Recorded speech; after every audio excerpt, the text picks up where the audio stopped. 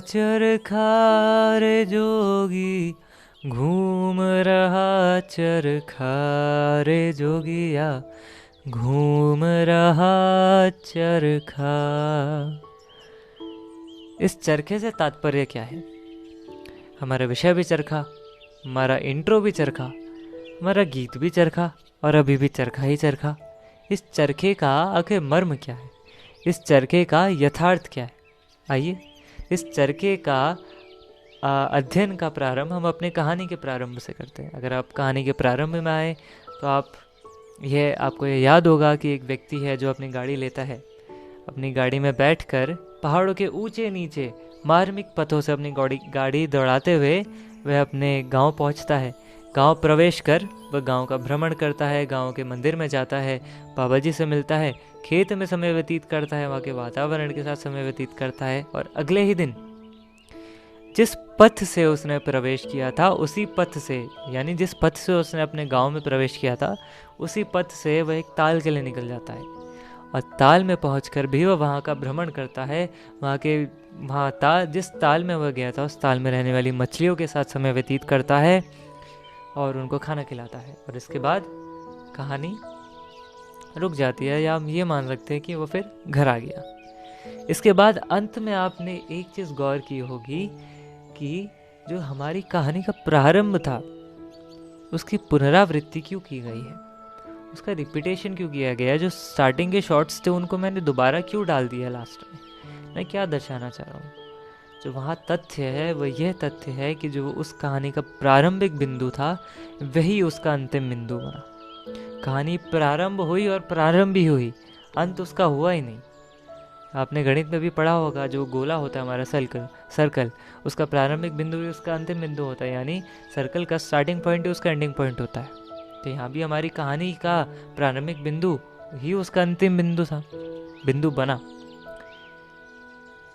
अब इसका संबंध हम जोड़ते हैं अपने पाश रूपी दिनचर्या से। पाश रूपी दिनचर्या का मतलब daily life as a loop. हमारी जो दिनचर्या है वह एक कुंडली जैसी बन चुकी है, यानी एक लूप जैसी बन चुकी है। हम एक लूप होल में फंस चुके हैं। हमारा समय तो प्रगति कर रहा है लेकिन हम आत्मीय तौर पर प्रगति नहीं कर रहे हैं।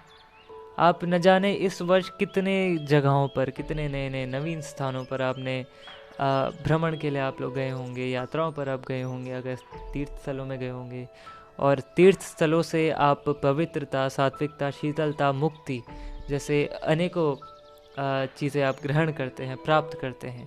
लेकिन जैसे ही आप अपने मूल स्थान पहुंचते हैं यानी घर, और घर पहुंचकर जैसे ही आप अपने विचार, धारणाएं और अपने बंधनों की पुनः संगति में आते हैं, वैसे ही ये सभी शीतलता, प्रेम, पवित्रता, शीतलता, ये सभी धीरे धीरे गायब होना शुरू हो जाती है। ऐसा क्यों होता है? ये क्षणिक क्यों है?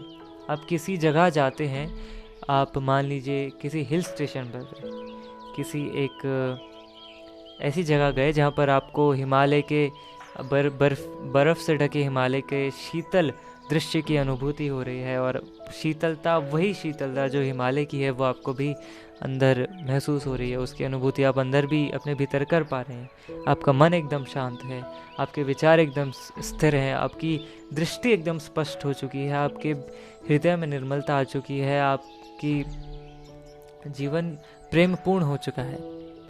लेकिन जैसे ही आप अपने बंधनों में पुनः आते हैं, अपने मूल स्थान में, अपने घर जैसे वापस आते हैं, वैसे ये सब चीज़ें क्यों चली जाती हैं? ये तो बड़ी ही गहरी वस्तु हैं, गहरे विषय हैं। ये तो आजीवन आपके साथ रहने चाहिए थे, फिर ये मिट क्यों जाते हैं?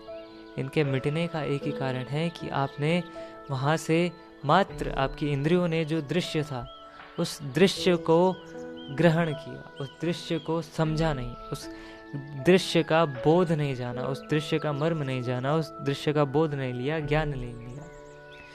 आप तीर्थ स्थल में जाते हैं, मान लीजिए केदारनाथ जाते हैं, और वापसी में अपने साथ प्रसाद लेकर आते हैं, और प्रसाद के साथ साथ आपको शीतलता, पवित्रता तो मिलेगी ही मिलेगी। लेकिन घर आते आते जैसे ही आप अपनी संगति में दोबारा आते हैं, वैसे ये पवित्रता, शीतलता चली जाती है। क्यों? क्योंकि आपने उस तीर्थ स्थल से जो मूल तत्व था वो अपने साथ लिया ही नहीं, वो आपने ग्रहण किया ही नहीं, उसका अवलोकन अध्ययन किया ही नहीं आपने, उसका आंकलन किया ही नहीं आपने जाना ही नहीं उसका मर्म क्या था। और केदारनाथ की हम बात कर रहे हैं तो केदारनाथ का मूल तत्व है शिवत्व। आप अगर अपने साथ शिवत्व लेकर आएंगे तो आजीवन आपके साथ रहेगा, जो आपकी दृष्टि स्पष्ट करेगा, आपके जीवन में प्रेम लाएगा, आपके हृदय में निर्मलता लाएगा। लेकिन वो कब आएगी? जब आपकी दृष्टि वैसी हो, आप किसी विषय को गहराई से जानने की लालसा रखते हो, इच्छा रखते हो, जब आपकी भीतर किसी नए स्थान को, नवीन स्थान को गहराई से जानने की, उसका यथार्थ जानने की भूख हो, प्यास हो, तभी आप जान पाएंगे।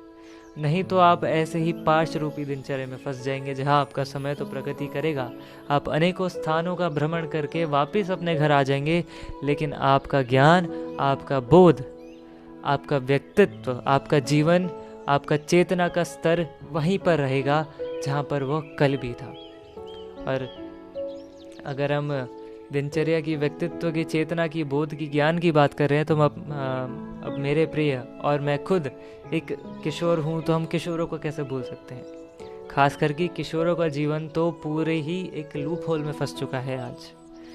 आज हमारे लिए ज्ञान का मूल्य शून्य हो चुका है, बोध का मूल्य शून्य हो चुका है, विवेक का मूल्य शून्य हो चुका है, चेतना नाम का कोई वस्तु हमारे लिए है ही नहीं, चेतित जीवन जैसा हमारे लिए कुछ है नहीं, बोधशीलता हमारे लिए कुछ है नहीं। हमारा जो दिन है आज जिन विचारों में, जिन धारणाओं में, जिन बंधनों में बीता, उन्हीं बंधनों में, उन्हीं विचारों में, उन्हीं धारणाओं में हम कल जीते हैं। कुछ नए सीखने की लालसा हमें कम बची है। सीखना हम चाहते हैं, लेकिन जो सीखते हैं वह हमें और बंधनों में डाल देता है। अगर हम अनुशासित रहना भी चाहते हैं तो अनुशासन के नियम भी ऐसे होने चाहिए कि आपको वो अनुशासन से ही मुक्त कर दें। आप ऐसे हो जाएं कि आपको अनुशासन की आवश्यकता ही ना पड़े। आपको अगर बंधन में रखना भी है खुद को, कुछ ऐसे नियम में अपने आप को रखना भी है, तो ऐसे नियम बनाइए कि आप उन नियमों का पालन करते ही नियमों से मुक्त हो जाएं। तो ऐसे ही जो मूल मेरा उद्देश्य था, ये पाश रूपी इस लूप होल को तोड़ना। इस लूप होल के तोड़े बिना हम ना अपने व्यक्तित्व का निर्माण कर सकते हैं, ना ही हम अपने आप को बेहतर जान सकते हैं। अपना स्व आंकलन हम बेहतर रूप से तभी कर पाएंगे जब हमें इस पाश रूपी दिनचर्या से हम बाहर आएंगे, जब हमारा आज जो, या फिर यूं कहें जो हमारा आगामी कल है, वो आज से बहुत ही अलग होगा या आज से थोड़ा भिन्न होगा। तो बस बाकी कहानी तो अपने आप में बहुत कुछ कहती है। मैं जानता हूँ संबंधता थोड़ी कम थी, लेकिन जो मेरा मूल उद्देश्य था मैंने उसको पहुँचाने की पूर्ण कोशिश की है, पूर्ण प्रयास किया है, और आगे भी प्रयास करता ही रहूँगा। आपने वीडियो देखी, अभी मेरे को यहाँ तक सुना है, इतना लंबा सुना है, आपका हृदय से बहुत बहुत आभार। और जाते जाते मैं एक पंक्ति और कहना चाहूँगा कि अभी दुनिया को देखना बाकी है, अभी दुनिया का निर्माण होना बाकी है, और जो लोग समझ चुके हैं वो लोग समझ चुके हैं, जो नहीं समझे हैं वह समझ जाएंगे आगे जाके। तो आपका पुनः बहुत बहुत धन्यवाद। मिलते हैं आपसे अगले प्रोजेक्ट में, तब तक के लिए प्रणाम।